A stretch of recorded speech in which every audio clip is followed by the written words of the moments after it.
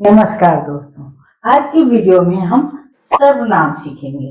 संज्ञा आप जानते हैं, किसी स्थान या वस्तु के नाम को संज्ञा कहते हैं। और सर्वनाम क्या होता है? संज्ञा शब्दों के स्थान पर जो शब्द प्रयोग किए जाते हैं उन्हें हम सर्वनाम कहते हैं। जैसे यह, वह, तुम, मैं। तो हम नामों के स्थान पर उन शब्दों का प्रयोग करते हैं। इसकी परिभाषा क्या होती है, इसको कैसे पहचानते हैं, इस बारे में विस्तार से जानते हैं और देखेंगे वीडियो में कि सर्वनाम क्या होता है। चलिए शुरू करते हैं।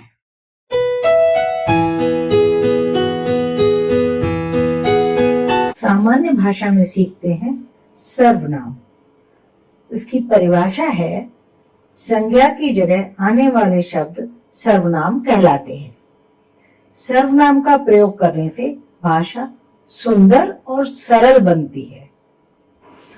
संज्ञा की तरह ही सर्वनाम शब्दों के भी वचन बदलते हैं। आइए जानते हैं कैसे।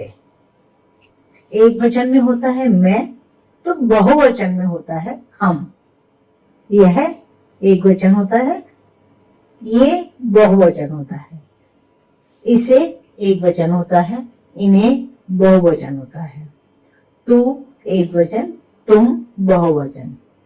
वह एक वचन, वे बहुवचन। उसे एक वचन, उन्हें बहुवचन। अब हम सर्वनाम के भेद जानेंगे, यानी कि टाइप्स ऑफ प्रोनाउंस।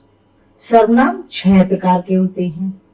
पुरुषवाचक सर्वनाम, निजवाचक सर्वनाम, निश्चयवाचक सर्वनाम, अनिश्चयवाचक सर्वनाम, संबंधवाचक सर्वनाम और छठा प्रश्नवाचक सर्वनाम। अब इनके बारे में हम विस्तार से जानेंगे। पुरुषवाचक सर्वनाम भी 3 प्रकार के होते हैं।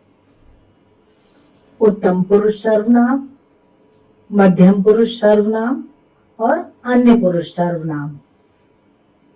पुरुषवाचक सर्वनाम की परिभाषा जानेंगे। जो सर्वनाम शब्द बोलने वाले या सुनने वाले के विषय में कहा जाए, उसके लिए उन शब्दों का प्रयोग होता है, वे पुरुषवाचक सर्वनाम होते हैं।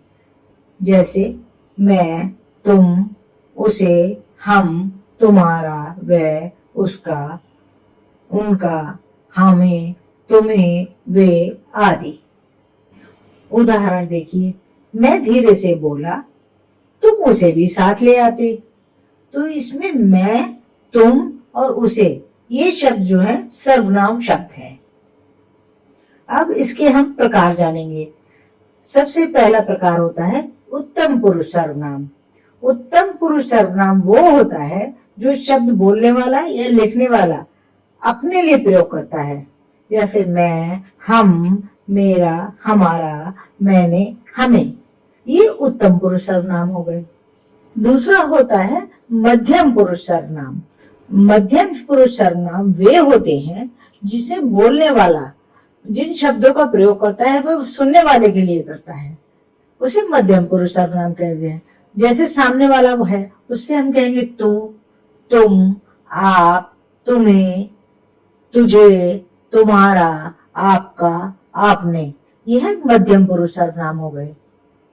अब तीसरा होता है अन्य पुरुष सर्वनाम।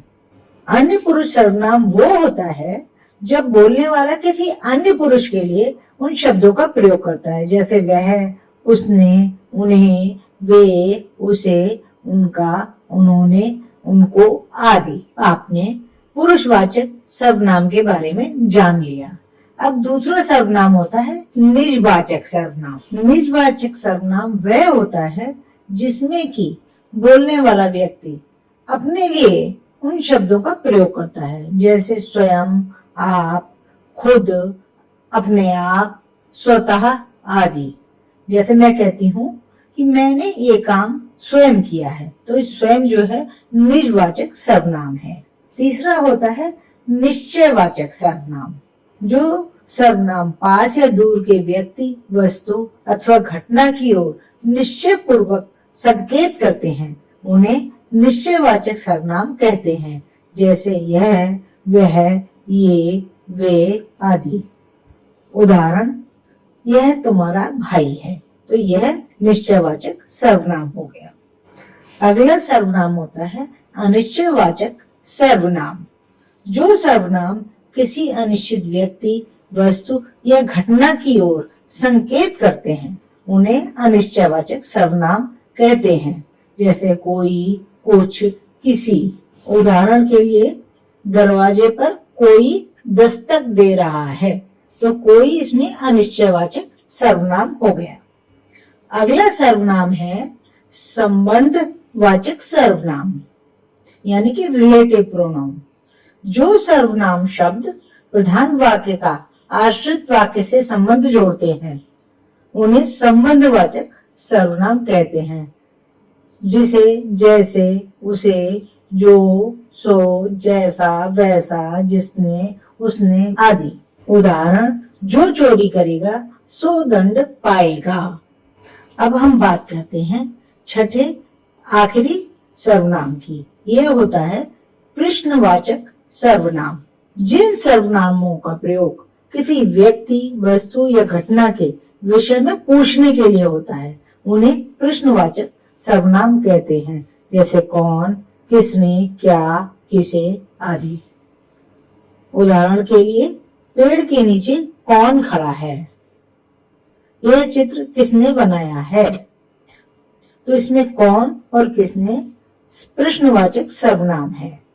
आइए सर्वनाम का अभ्यास करते हैं। सबसे पहला वाक्य है, मैं खालिस्तान अपने जन्मदिन पर बुलाऊंगा। तो बताइए क्या भरेंगे इसमें, तुमको या तुम्हें। इसमें होगा तुम्हें, मैं तुम्हें अपने जन्मदिन पर बुलाऊंगा। दूसरा वाक्य है, क्या खालिस्तान दोपहर का भोजन कर लिया। इसमें आपने भरेंगे या तुम्हारा, आपने। क्या आपने दोपहर का भोजन कर लिया। तीसरा वाक्य है, मेरे पास कार है। तो इसमें क्या भरेंगे, कोई की या किसी की, किसी की। मेरे पास किसी की कार है। तो इस तरह आप धीरे धीरे वाक्य समझ पाएंगे और उनमें क्या सर्वनाम आना चाहिए वह भी समझ पाएंगे। आशा है आपको अब सर्वनाम समझ में आ गए होंगे।